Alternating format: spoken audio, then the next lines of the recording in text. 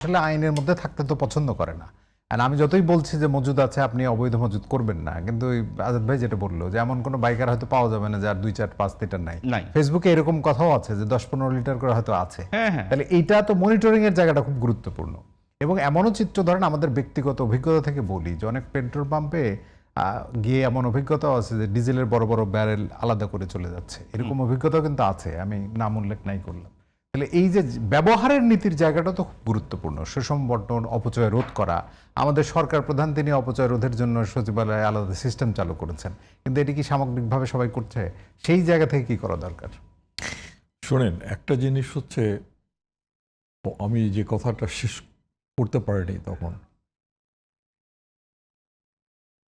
আমাদের জ্বালানি বিষয়টা সামগ্রিকভাবে দেখা উচিত। এখানে বিদ্যুৎকে আলাদা করে দেখার কোনো স্কোপ নাই, গ্যাসকে আলাদা করার স্কোপ নেই, কয়লাকে আলাদা করার দরকার নেই, তেলকে আলাদা না।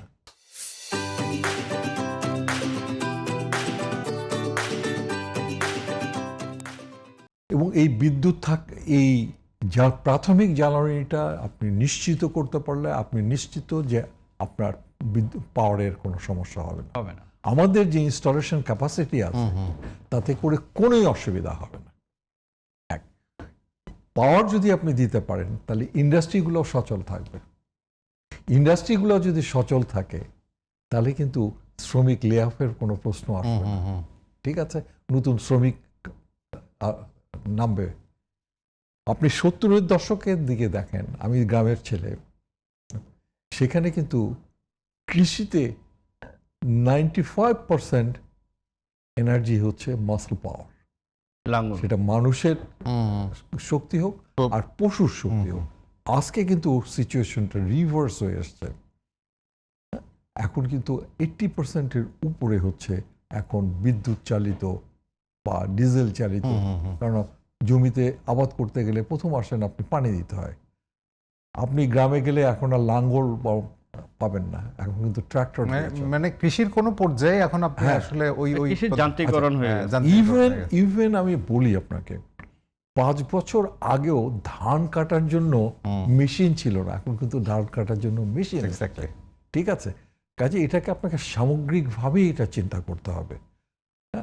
এবং আমরা কিন্তু এইভাবে মানুষের জায়গা থেকে যদি একটুখানি মানুষেরটা আমি বলি, মানুষের জায়গাটা আপনি এই গভর্নমেন্ট শুরুতেই কি একটা মানুষকে নার্ভাস করে দিল, নার্ভাস হয়ে মানুষ পারচেস করা শুরু করলো, যার একটা প্যানিক পারচেস বলে যেটা।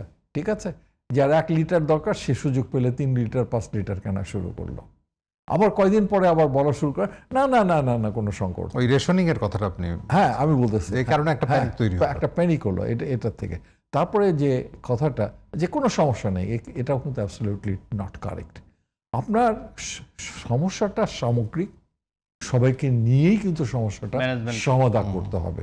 এখানে সরকার, এখানে এই তেলের এইটার সঙ্গে যারা ব্যবসা করে তাদের, এটাকে যারা নিয়ন্ত্রণ করে তাদের, সবারই কিন্তু একটা সামগ্রিক তাৎক্ষণিকভাবে হাইড করে সলিউশনটা হবে না, বরং পরবর্তীকালে হচ্ছে আমি মনে করি না যে এই সমস্যা এই 2 দিনে শেষ হয়ে যাবে, 10 দিনে শেষ হবে।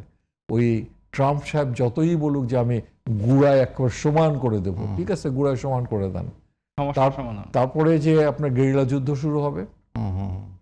কাজে আমি মনে করি সৌদি আরবে আজকেও কিন্তু বড় বড় ক্ষেপণাস্ত্রের হামলাও হয়েছে, তেল শোধনাগার। কাজে এটা জনগণ, সমস্যাটা সবার, নট শুধু সরকারের না, জনগণের, তাদেরকে সবাইকে সম্পৃক্ত করেই এই কাজটা সলিউশনটা করতে হবে।